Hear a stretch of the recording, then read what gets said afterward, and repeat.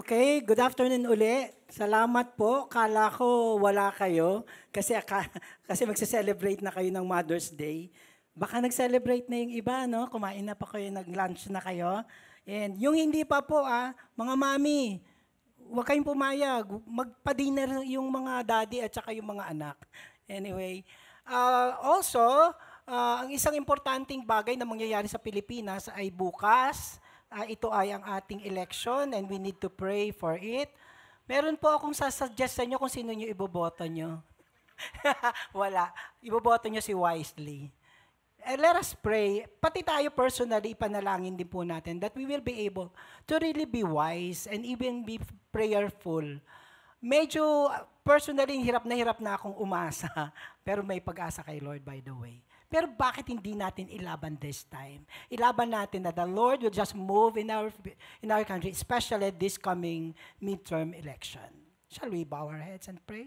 Father, we thank you so much that, Lord, ay mga Pilipino, kami po'y tinawag mo dito sa Asia dahil marami kami ritong mga Kristiyano. At ang kapangyarihan ng pagdarasal at kapangyarihan ng pananampalataya sa aming Diyos ay balutin mo, Panginoon, towards our nation, particularly in the exercise of election tomorrow.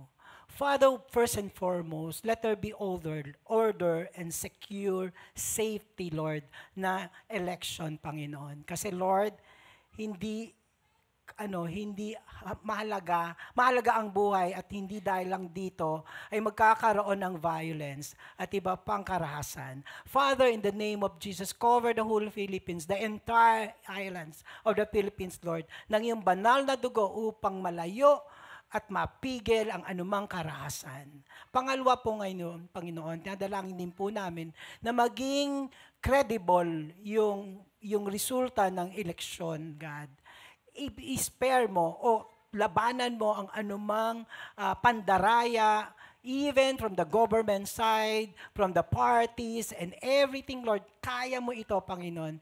Kaya panghawakan mo, gwardyahan mo ang pagbilang ng balota, ang ballot boxes, Panginoon. Lahat ng proseso, Lord, ikaw po ang mag-ingat upang makatotohanan at credible. Kasi kapag credible ang resulta ng halalan, credible din ang pamamahala, may pag-asa kami bilang mga mamamayan ng Pilipinas. Ikatlo, Panginoon, kami po ay tulungan mo sa pagdedesisyon.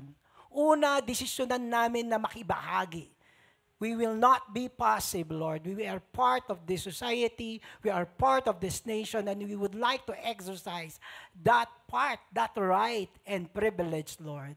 Give us that and give us the discernment. Lalo na local to. Mas kilala namin yung mga taong nanunungkulan sa amin. Mas alam namin yung dati ng corrupt at yung mga corrupt na darating. But Lord, please give us the names ng mga taong pwede naming pagkatiwalaan at gabayan mo ang katalinuhan na manggagaling sa iyo, Panginoon, upang kami makapili ng tama. Muli, Panginoon, iniaangat namin sa iyo ang kabuuan ng lahat ng ito, maging ang Pilipinas sa pagdaraos namin ng eleksyon. Maraming pong salamat. Ito po ang aming sauntalangin sa pangalan ni Jesus. Amen and amen. Okay po, magandang hapon po muli. At dahil Mother's Day ngayon, medyo magmamaalaala mo kaya ako? O kaya magpakailanman. Pero dahil ako'y lalaki, hindi ako si Mel Chanco, at hindi din ako si Charo Santos, ako po ay sinapakasakit, Kuya Eddie. Hindi na alam ng mga bata yon. Sa atin, kilala nyo pa po si Eddie Velarde. Ilarde. Okay. Yes po. Ito po yung liham na nabating sa akin. Babasahin ko po. Yan po. Siya po ay si Nanay Nenita Mendoza. Si snitch sa mga kapwa niya, mga elite o senior. Tita Ne sa mga mommies. Nanay Nita naman ang tawag ng mga young adults, at Lola Nen ang tawag ng mga student, at simpleng grandma sa mga kids. Kilala at popular si Nanay Nenita sa buong church. Of course, lalong mas bidang-bida siya sa sarili niyang tahanan. Sa puso at buhay ng kanyang asawang si Tatay Ramon at mga apo at mga anak.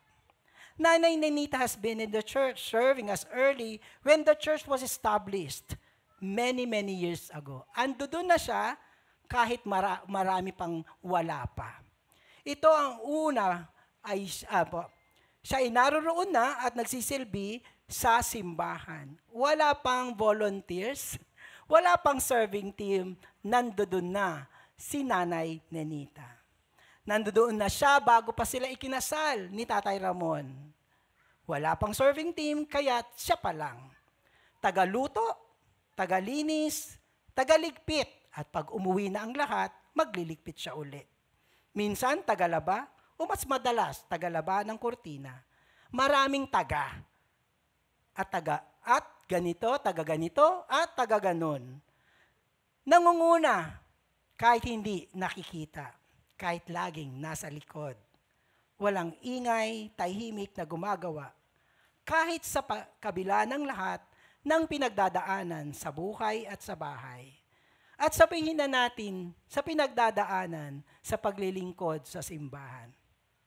At kahit walang nakakaalam ng kanyang pinagdadaanan, basta sila ni Tatay Ramon at si Lord lang ang magkausap, sapat na kay Nanay Nenita. Kahit pagod at balagoong lagi o laging taya sa paglilingkod, tuloy ang paglilingkod at kapit ni Nanay Nenita sa pananampalataya kay Lord. Nandoon siya sa church kahit noong di niya kailangan pang magpag-glow up. Nung mas bata pa siya, ang kinis pa ng kanyang mga balat. Hindi siya kailangang uminom noon ng gluta o magpahid ng kung ano-ano. Makinis pa noon ang kanyang balat. Pero sa paglipas ng panahon at pagdaan ng maraming taon at hirap at struggle, sa balat niya umukit ang mga pinagdaraanan. Ang makinis na balat ay naging kulubot. Ang buhok niya ay laging naging kulay abo, naging kulay puti at maraming nalagas. Pero ang sigla at saya ay laging naroon sa kanyang mga mata. Lagi pa rin siyang inspirasyon sa nakakarami.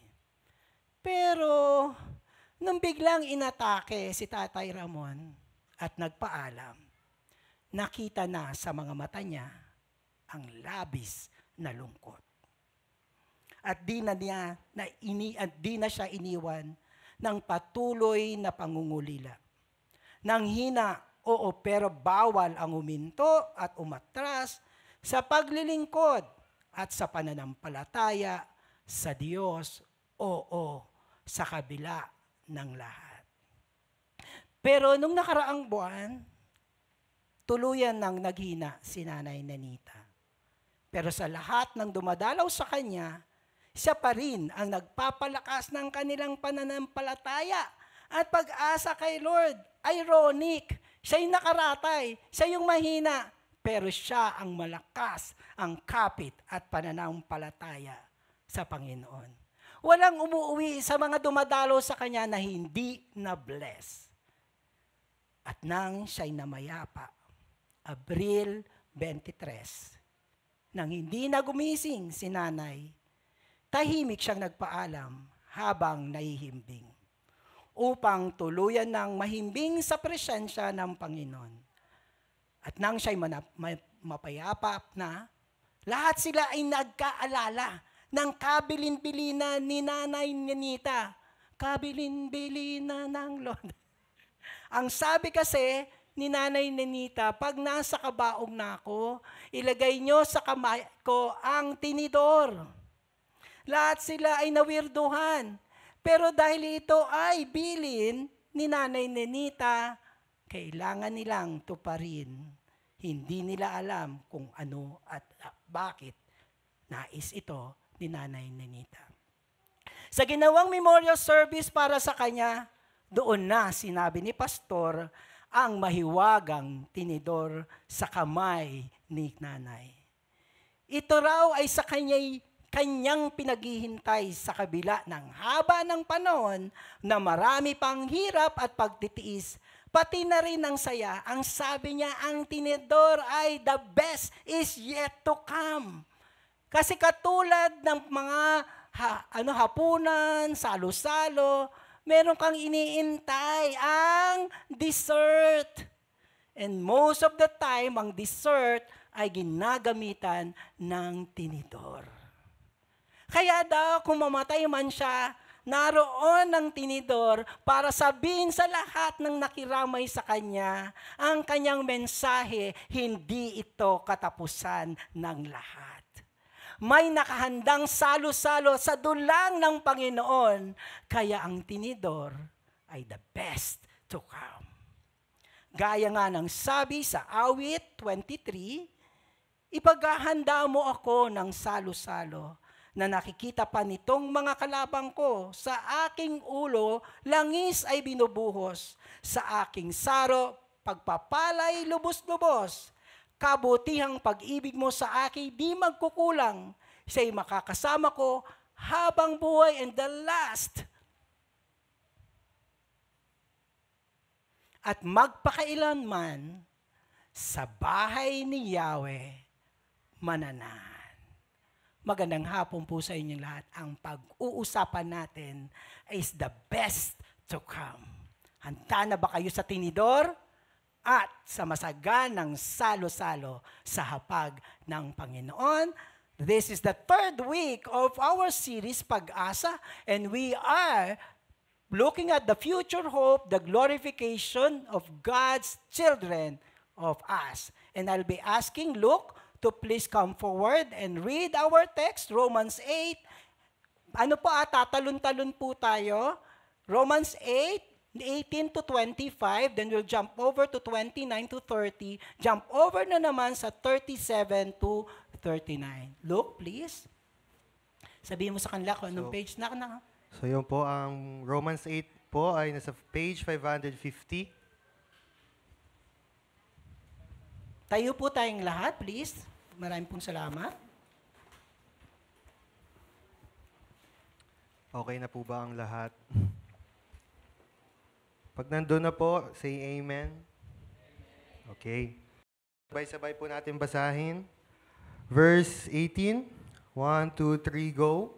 For I consider that the sufferings of this present time are not worth comparing with the glory that is to be revealed to us.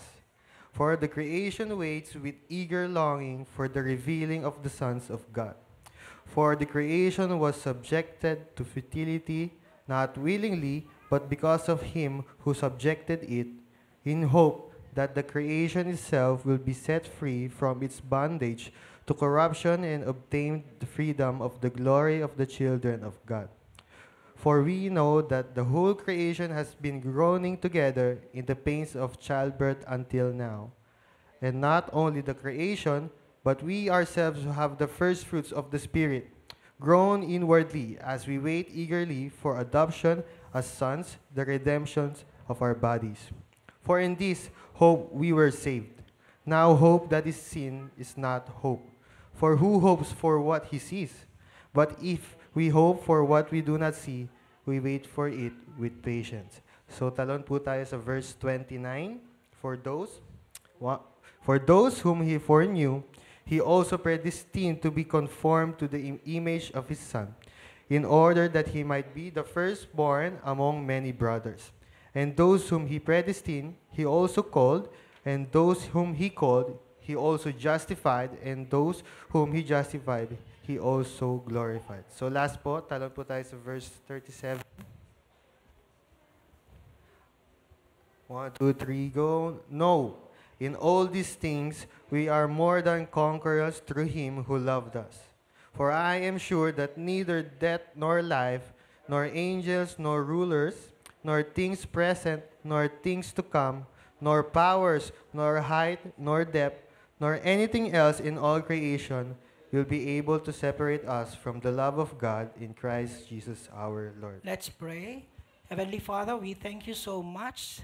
Lord, this is our hope, our blessed hope, and we are excited to study this And Lord, i-keep namin sa buhay namin, sa puso namin.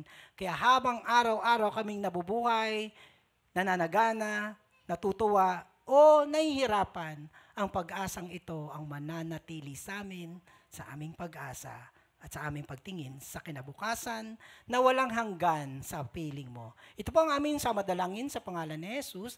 Amen and amen. Can be seated now. Thank you, Luke. Okay, last Sunday, na pinag-aralan natin yung personal nating sufferings, right? Paano sa kabila ng sufferings natin, meron pa rin tayong pagkapit sa Diyos last Sunday, no po? At ang pag-asa natin, hindi tayo iiwanan ng Diyos, pinapalakas niya tayo, binomold niya tayo. But this afternoon, yung hope natin in Christ, also in the midst of not just our own sufferings, but the world sufferings. And kasama din yung sa kalagitnaan ng corruptions. At hindi lang ng mundo, sa atin ding mga imperfection and limitation. Alam niyo po si Paul, nung binasa nito yung sinulat niya itong passage at pinili nating passage, both in the introduction at conclusion, parang binuksan niya sa matinding pag-asa ng kinabukasan, ng walang hanggang kinabukasan. Sinarahan niya pa rin yun. Let us look at this. Anong sabi niya? For I consider that the suffering of these present times are not worthy comparing with the glory that is to be revealed to us. So ano ba daw ang hirap dito? Wala yang sinabi. Sa nag-iintay sa atin sa darating na panahon.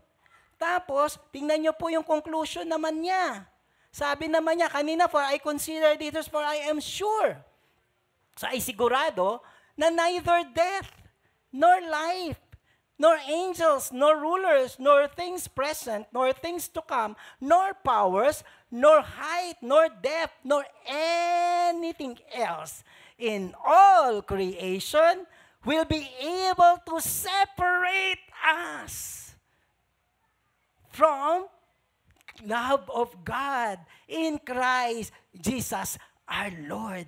Grabe. Alam nyo, nung paulit-ulit kung sinasabi, grabe yung sinabi niya rito, walang makakapagpaalis sa pagmamahal ng Diyos sa atin. Look at everything, death, life, angels, powers. No, not anyone or anything. Kasi sabi niya, for I consider the suffering of this present time are not worrying with the glory. Sasabihin niya, sinabi niya pa rin dito sa Corinthians. Anong sabi sa 2 Corinthians? For this light, momentarily, light, magaang, pansamantalang affliction. Saan kinumpare? Sa eternal. Sige nga, ipag-compare mo yung momentary sa eternal. Sino mas madali? Diba? Pag eternal na pinag-uusapan, walang hanggan. So kung 35 years old ka, hirapan ka ng 32 years. Grabe ng buhay. Tatlo lang ang saya. Pero that is so light pa rin compared to eternity. Tapos, light. Light yung affliction, yung hirap, kasi eternal weight, yung bigat ng eternity. Yung isa, affliction, yung isa, kaluwalhatian. Did you have a taste of heaven down here? Di ba sa mga panahon ng saya-sayo mo, pinagpala ka, minsan dito, we have the taste of heaven. Pero momentarily yan. But what is in store for us is eternal. Yung parang langit, minsan sabi mo, huwag na tayong umuwi. Parang langit na ito. Kapiraso yun. 15 minutes. Minsan nga hindi Mag-overtime, nagaganyan pa ako. Tama na. But there is eternal. So in comparison, matindi talaga. Kaya ganun naka-excited si Paul.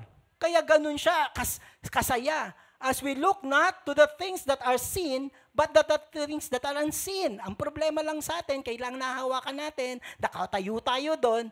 Kaya minsan, ang kinabukasan ng hindi natin makita. Kasi nakapako tayo dito. Pero Paul is telling to us, we look not to the things that are seen, but to the things that are unseen. For the things that are seen are transient. Gusto niyo bang tumitira lang kayo sa transient?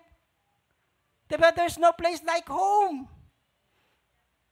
Kahit ano pang bongga ng bakasyon nyo, uuwi ka pa rin sa bahay mo. Those are transient. And this life and this world is just transient. Ewan ko lang kung gusto nyo manatili dito. So look at that perspective. This is not my home. Kung meron tayong, there's no place like home, there is no place like heaven, our home in God. So the light and momentarily sufferings and corruption of the world. Ano ba ito? Tingnan po natin. For we know that the whole creation has been groaning together in pain. Tingnan nyo yung affliction at corruption ng mundo. Nag-groan siya. Ano ba sa Tagalog yung groaning? Nananangis sa hirap. Nananangis siya kasi, di ba, pag magdi-decay, di ba, nagde-deteriorate. Yung mundo nagde-deteriorate. Di ba, ang ganda-ganda ng buong Pilipinas ngayon, hindi na masyadong maganda. Kahit ano pang struktura ang ilagay mo dyan, hindi yan napapaganda sa natural na kalikasan ng likha ng Diyos. Kaso nagde-deteriorate. At dahil dito, at dahil sa nangyayari sa buong mundo, nagsasuffer ang buong mundo, ang creation. The creation was subjected to futility, not willingly, but because of Him who subjected it. Bakit ang mundo ay nag-groaning, nagde-decay? Ang term pa na ginamit, futility. Ibig sabihin, subjective to futility. Ibig sabihin, at the end, walang saysay. Futile, vain. Kasi, hindi willingly nagpunta yung mundo doon. Hindi din naman siya willingly pinarusahan ng Diyos. Bakit? Baka po yung balikan. Ano yung creation na sinasabi dito? Science tayo, living things and non-living things. Nature. Pero hindi ko pa sinasama ang mga tao. So yung creation na sinasabi ko nagsasuffer at nagde-decay are this, not yet human. They are decaying. Creation is subject to futility because the earth was cursed. Sino nag-subject sa kanya? Sino? Ang ganda-ganda ng paraiso ng Eden. Pagkatapos, nagkasala ang mundo. Nagkasala ang tao. And then, so, this earth, created by God in all His beauty and majesty, is deteriorating because it is under curse. Kaya yung buong mundo ngayon, palala ng palala. Kahit anong development, at the end of the day, it is subject to futility. Kahit gaano ka mansyon, magdi-deteriorate. Yun ang flow ng nature. Kaya yung sinasabi, but sabi nga nun, in the end, anything in this earth are futile, empty, vain, and will be worthless result. At the end, kahit anong pagsusumikap mo, ito pa rin ay masisira. Kahit gaano kaganda, kahit gaano ka-advance, masisira siya. Kasi all that are without God is without goodness and worth. Ang lahat ng walang Diyos, ang lahat ng hindi para sa Diyos, ginamit hindi para sa Diyos, kahit buhay ng tao, ang ending ay worthless. Kaya ang sabi, subject to futility. Adam sinned and it is not God's will. That was direct cause of the subjection to worthlessness. The plan of God, nung kiniteate niya yung langit at lupa, ay para sa maganda, para sa walang hanggan. Pero dahil nagkasala ang mundo at ang tao, naging worthless siya. The supreme will and holiness of God remove all that which have fallen from His glory. We were created by God for His glory. Umalis ka. Saan ka subject? Saan tayo subject? Sa futility. Makikisabay tayo ngayon sa mundo at kalikasan nasisira unti-unti. Ang sabi nga, tumatanda na ang mundo. Di ba, Winter, spring, summer, or fall. Pero minsan summer, umuulan. Minsan umuulan, tag-init. May El Nino, may La Nina. This is all under cursed. Wala namang sakit na ganito, may sakit doon. Ay, nakakaingit nga yung mga Old Testament people, 800 eh. Kumabuhay. So you can see, nagde-deteriorate. All because it is under curse. It is under the fallen. Fallen siya because they all, lumalayo sila sa Panginoon. Kaya pag tayo dito sa mundong ito, and we want to really be successful, meron tayong pursuit, isip-isip din po Kasi, in our hope, if our hope and sense of fulfillment na, I've got this, I arrived, etong gusto ko, are only in this earth, that's fake hope. We could be laboring for nothing. Sige, sikap ka ng sikap ka. Yung pinagsisikapan mo ay, anong ending? Futile. Kaya minsan, yung magulang, sinikapan lahat. Napatayo ang malaking korporasyon. Yung second generation, lulustayin ang korporasyon. Sabing ganun sa Bible, sayang lahat ng pinagsikapan ko, lulustayin lang. Because that's the trend. Ang ending pa rin, nothing. Labor ng labor for nothing without withstanding real purpose. Kasi bakit hindi real purpose? Kasi mawawala lang din. How is the man to gain the whole world? Ang ending doon, wala. Malulusaw, mawawala. Tapos lahat ng buhay at devotion natin doon. They were laboring for nothing. And it's a senseless after all. At times it cannot be achieved. Nagsisirko-sirko ka na, but ano pa rin, ganito pa rin. There's wrong purpose. O kaya na-fulfill mo, pero bakit sa susunod? Yung mga magnanakaw, corrupt, bakit nakuha na nila yung daan-daang milyon, bakit bukas? Sa bago nilang term, mas malaki. So there's no fulfillment. If we are looking at this world and we would like to be satisfied and be fulfilled, wala yun. Kasi nga, subject to futility siya. In Ecclesiastes, that was the lament of King Solomon. Kilala niyo ba nung time na yon si King Solomon? Ang Israel nung time na yon ay parang di na US ata ngayon eh. Sino na ba Korea na ba ang top of the world? Kasi ang Israel para siyang some time ago, Amerika. Imagine niyo maliit na bansa sila pero grabe ang Israel. Prosperity, peace.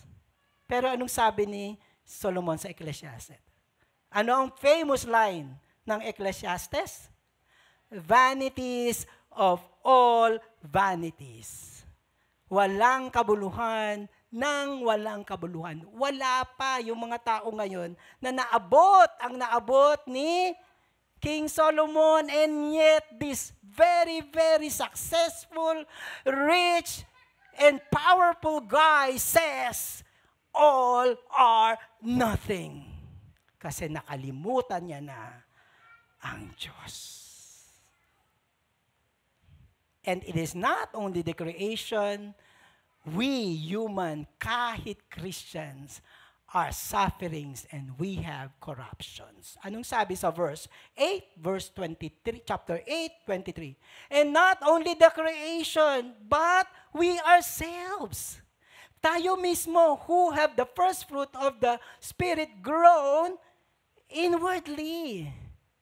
Bakit may groaning tayo? Kasi nahihirapan tayo, right? Nasasaktan tayo, right? At hindi lang yan. Kasi dito yung groaning in ourselves is we are under the body of sin. Gusto kong bumait pero hindi ko magawa. We are so limited to be perfect on our own, to be right on our own. Meron tayong pain, meron tayong struggle sa pera, Kahit Christian. Ante dito tayo sa ganong klase ng groaning. Sino dito hindi nanangis? Namamatayan tayo, nalulugi yung ating negosyo, nawawalan tayo ng trabaho, nagkaka-break tayo ng jowa mo. Ganito yung takbo ng buhay natin kahit Christian. Meron pa rin tayong vain pursuit. At dahil vain yung pursuit natin, ano ulit ang subjectivity ng vanity? Is vanity. Meron kang senseless worries. Ate, kuya, hindi mo madadala yan sa langit. Pero halos ibenta mo na yung kaluluwa. Pero hindi mo naman madadala sa langit. That's senseless worries. That's senseless pursuit. And a lot of frustrations. Wait. But we are not, please read, ulitin natin, go. But, yun naman, pag Christian ka, likewise, the Spirit help us in our weaknesses. Kahit pareho tayong nakakaranas sa hindi Kristiyano, pero grabe, meron kang inner power because of the Holy Spirit in us. This is our general weakness and infirmities. Here in this life, we are limited to be right. We cannot be right on our own. And also, ignorance sa attack, na-atake tayo. Minsan hindi tayo nagiging maingat, bumabagsak tayo. Minsan nalilito tayo eh. Kaya magpe-pray tayo. Ano pa pag-pray ko? Ano na kayo? Yung parang na dead end na kayo. Ano ba itong gagawin ko? Lahat naman ginawa ko. Pero wait, hindi tayo wala. But the Holy Spirit is with us, even uses unspoken groaning to communicate our needs. We don't understand ourselves, but the Holy Spirit understands our situation. Kaya anong sabi pa dyan? For we do not know what to pray for as we ought, but the Spirit intercede for us with groaning too deep for words. It is the Holy Spirit. The divine intervention. Magugulat ka na lang paggising mo sa umaga mo, nagpapahid ka ng luha kasi kagabi. Pero saan galing ito? Bakit sa kabila ng hirap, ng kawalang pag-asa, nandoon ka pa rin, nagpapatuloy, naglilingkod kay God, nananampalataya kay God. This is the power of the Holy Spirit, the power of the Word of God in us because we are Christians, because we do not live the glory of God. Though we are fallen, the Lord cleanse us. Di ba? Yung term na nga, magic eh. Minsan nahihirapan ako, yung parang magic. Minsan nga meron ako, hindi ko na makaon sila. Mahirapan ako, sabi ko, Lord, divine intervention. Hindi ko na alam ano sasabihin ko eh. But the Lord listened to the heart. But the Lord coming down from heaven can empathize with all of us. Kasi naranasan din ni Kristo ang malito, ang masaktan, ang traidorin, ang mahirapan, physically and also yung emotions niya pati sa kanyang isip. And now, we and the creations who are limited, who are corrupted, await the future glory. Anong sabi dyan? Romans 8:22, sa 23, umakyat muna ako. For we know that the whole creation had been groaning together in the pains of childbirth until now. Sabi, and not only the creation, but we ourselves who have the first fruit of the Spirit groaning inwardly. Please read the yellow font. 1, 2, 3.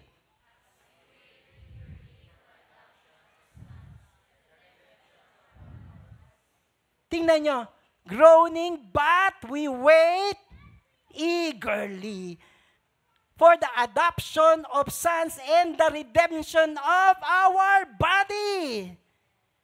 I-redeem yung ating imperfections. We are eagerly, kung gusto kong bumait naman ako na ganito, salamat kay Lord, binabago tayo, pero yung fullness, hindi pa natin na-achieve. But this verse says, we eagerly, groaning and eagerly, pero grabe excitement ni Paul. Kaya dito na tayo titingin sa ating tinidor. Di ba? Eto na, dessert time na. Ano kayang dessert? Di pa ako aalis. Di ako nasiyahan sa main dish. Pero baka humirit pagdating sa dessert. Kaya tatago ko yung tinidor. Di ba? Ay, ba't mo kinuha yung tinidor? Wala pang ice cream. Wala pang cake. So ito yung tinidor. Mga kapatid, ito ang pinangako ng Diyos. For the creation waits with eager longing for the revealing of the Son of God. Sino yung under corruption and suffering? Yung creation, right? Pero tingnan nyo, nakikisakay yung creation sa children of God. Saan? For the revealing of the Son of God. Nakita nyo, yung creation pa ngayon ang nakikisabay sa pag-iintay sa atin. Kasi kung tayo pinagpala, sanoy kami dyan. Ganon kayo ka-principal sa harapan ng Diyos. Ganon ka-importante sa harapan ng Diyos kasi gabaguhin niya ang mundo according to His perfect plan because siya ay magbibigay sa atin. Look at this eager longing, watching with the head outstretched. Nakakita na ba kayo ng anak nyo na nag-iintay kung dadating ka na? O kaya yung aso? Mas matindi yung aso. Pag dumating ka na excited na yon. Yun yung sinasabing eager longing dyan. Watching, waiting in suspense, in specific, waiting for the revelation, the manifestation of God's promise. Eto na.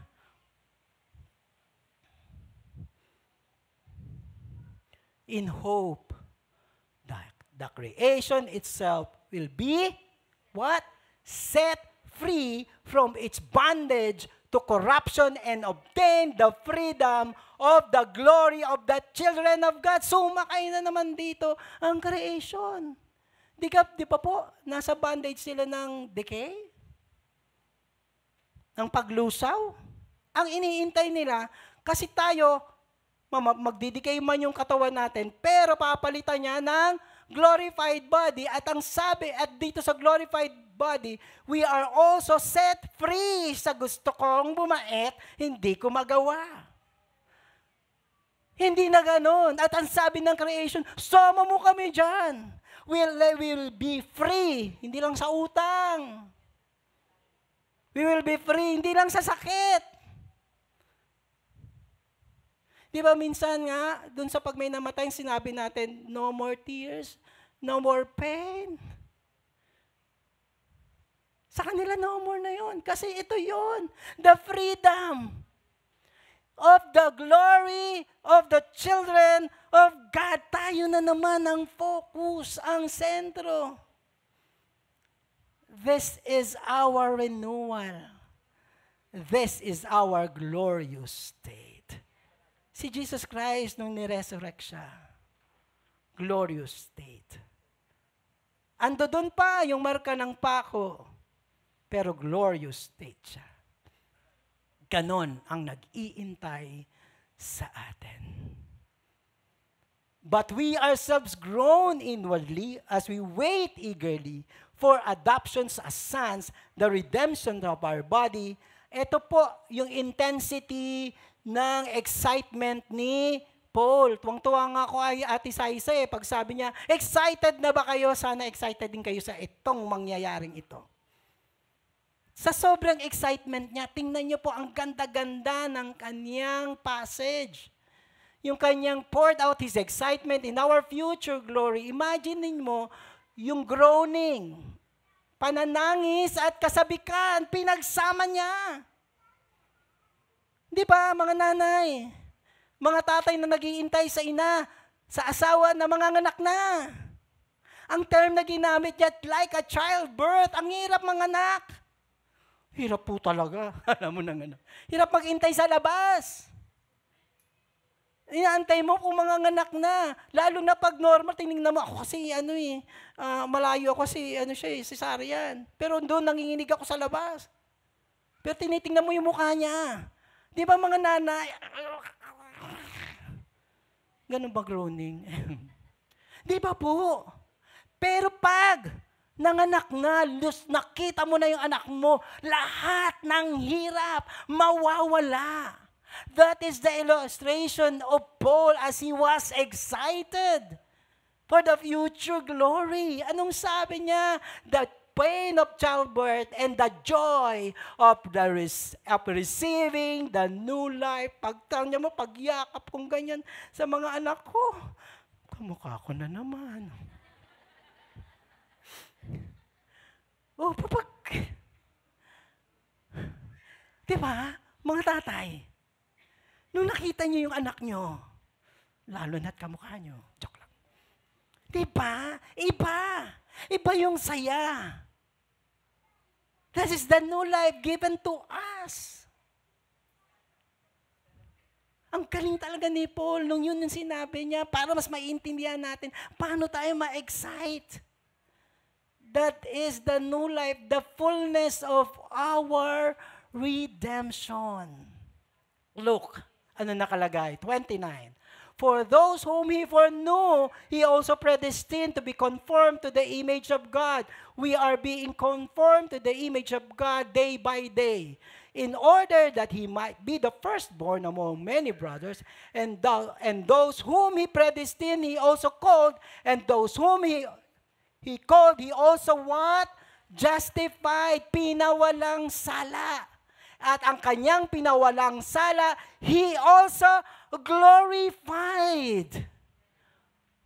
Ay, wala nang tatane. Wala nang mas pango ang ilong ko, ha? Wala na. Glorified body. Magkasing edad lahat tayo, walang babae, walang lalaki. This is the glorified God body that we have in Christ, that is so called the glorification. Ano ibig sabihin ng glorification? Glorification refers to God's ultimate work of bringing His people into full fellowship with Him, complete with Himself, complete with a resurrected, glorified body. It is the final stage of salvation. Following justification, we are pinawalang sala. And sanctification, pinapaging banal. Ito yung ngayon yung process natin ngayon. Kaya kahibila ng hirap, pinapaging banal tayo ni God. And is a promise of eternal life with God. Ang ganda ng takbo ng kwento para sa atin na inanda ng Diyos. Hindi napakasakit, Kuya Eddie. For in this hope, we were saved. No hope that is seen is not hope. For who hopes for what he sees. But if we hope for what we do not see, we what? Please read. We be patient, but excited. Be comforted. Kaya tiis-tiis. Intay-intay. Kasi sigurado. Hindi pangako ng mga politiko. Our salvation is secure, but it is yet unseen, and thus a matter of hope and patient endurance. We will wait in faith. Hope, not on hope, but faith in God. Faith, for it is faith in Christ that we are saved. And we know that those who love God, all things work together for good, for those who are called according to His purpose. Anong purpose ni God? That we will be set apart and be glorified. That we can glorify God here and now. Di ba famous to? For all things. Sa mga anak ng Diyos, all things work together, not so good, and bad experience sa kabay ng Diyos. ito ay laging ang ending for the glory of God. God orders everything for believers so that all of life's experiences work together for our ultimate good, para sa kabutihan natin. Not everything is good in and on itself. Di ba hindi naman lahat ang mamatayan?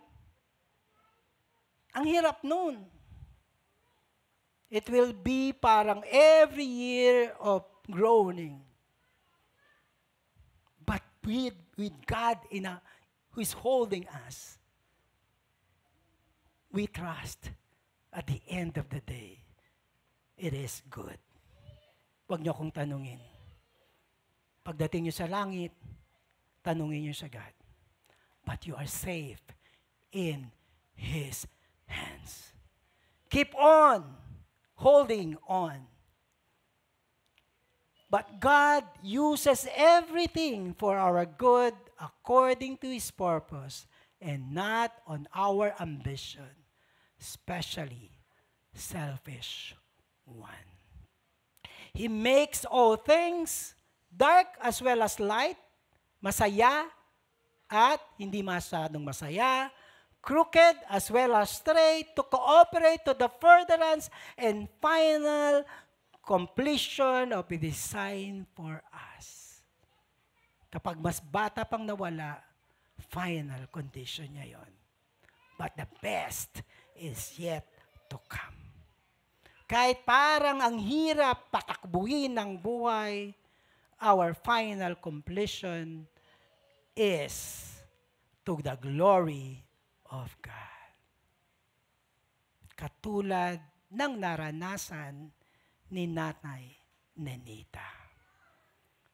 What then shall we say to this? If God, everybody please read. 1, 2, 3. If, with conviction, 1, 2, 3. Hindi to po pampalubag loob. This is the boldest truth. The positions are great. Amen? The world, ito pa si Satanas, worldliness, false religion, at sino ang ating opposition na isa?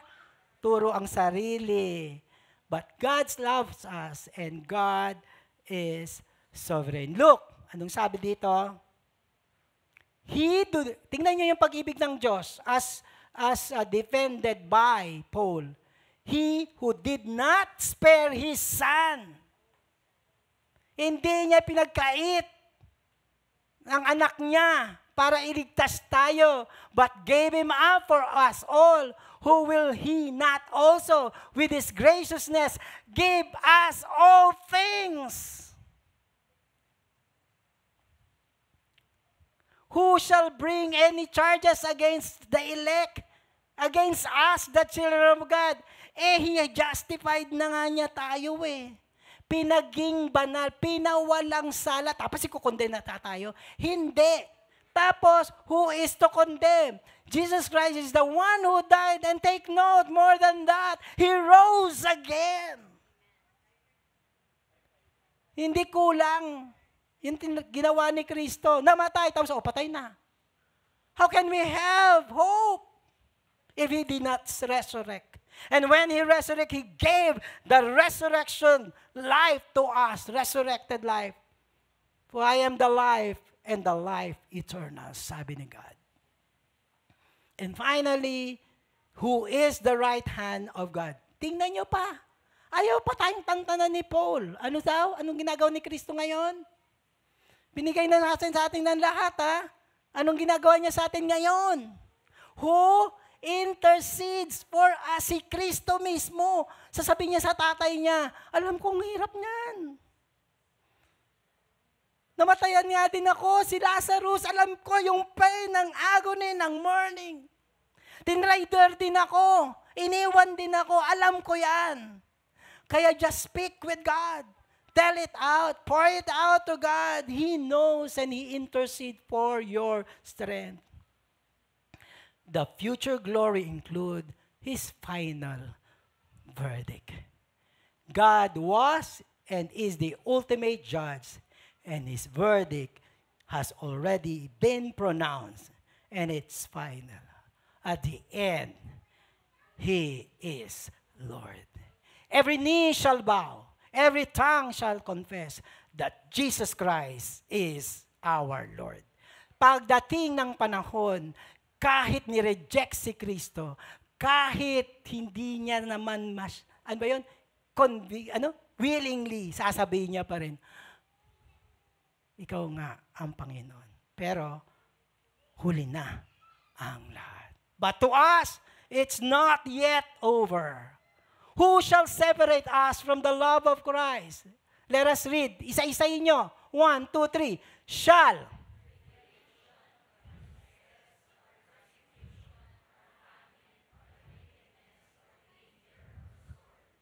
No, in all this, we are now more than conquerors to Him who loved us. Anong sabi dito? For Him who loved us. Hindi tayo ang nagmahal. Ang di mawawala yung pagmamahal ng Diyos sa atin.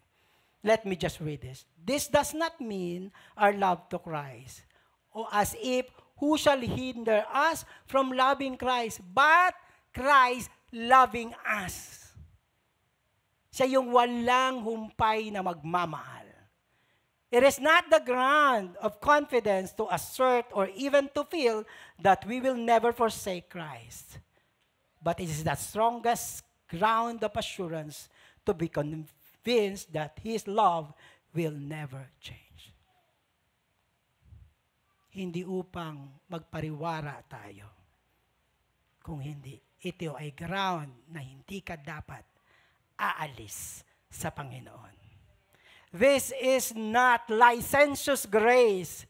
Di bali na, hindi naman ako iiwanan, hindi ko naman, tapos gagawin mo lahat. Pero anong sabi natin? Anything that is not for the glory of God will be in vain.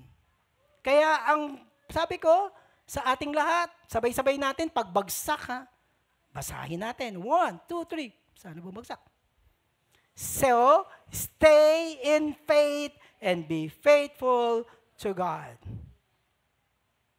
From the love of God, in the arms of everlasting love of Christ, where no power or conceivable event can ever tear us, walang makakasira sa atin. Behold, what manner of love is this? Parang ginanon niya tayo. Wala. And what manner of a person should we be?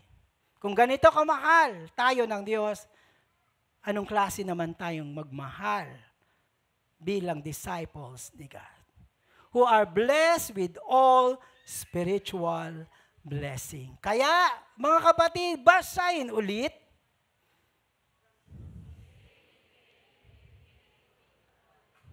Sabihin natin, sa katabi natin, sikuhin mo. And finally, this is His conviction.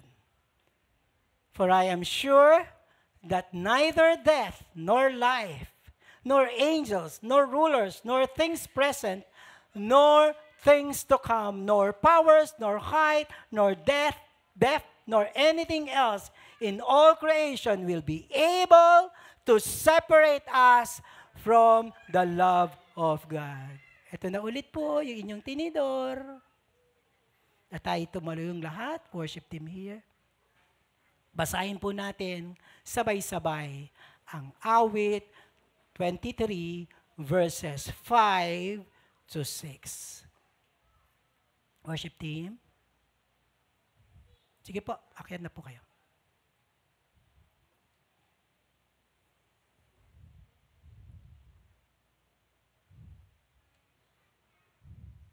Taas na yung tinidor.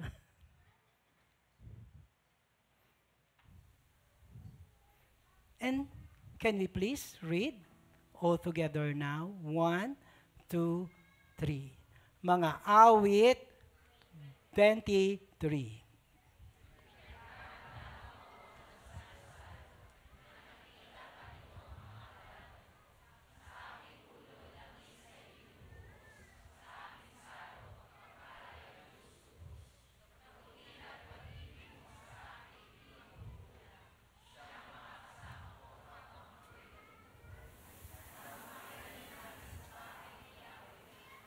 Manalangin po tayo.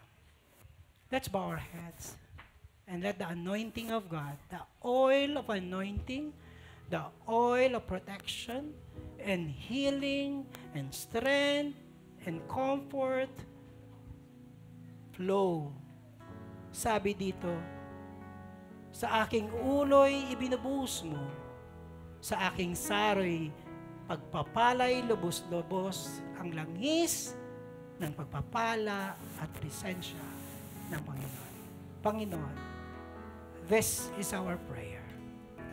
As we bow our heads, we bow, Lord, in all humility, even as we pour out our lives, our hearts before you.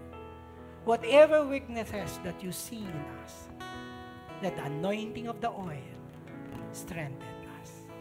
If there be imperfection, if there be deliverance, let the anointing of the oil and the Holy Spirit release us. Lord, it is sweet, still sweet by and by ang muli mong pagdating. Pero Lord, ang kinabukasan ng walang hanggan ay nagaganap sa kasalukuyan. Kaya God, give us this hope. Give us this kind of devotion. Even once again, we dedicate our family, our life, and all that is in us for your glory and honor. And us together, as a church, as the body of Christ, we all await na sa iyong kaharian, sa iyong kahalingitan, kami ay manananahan. And the power and the presence of God dwells among us even right now. Let's sing the song, We Are Your Dwelling Place.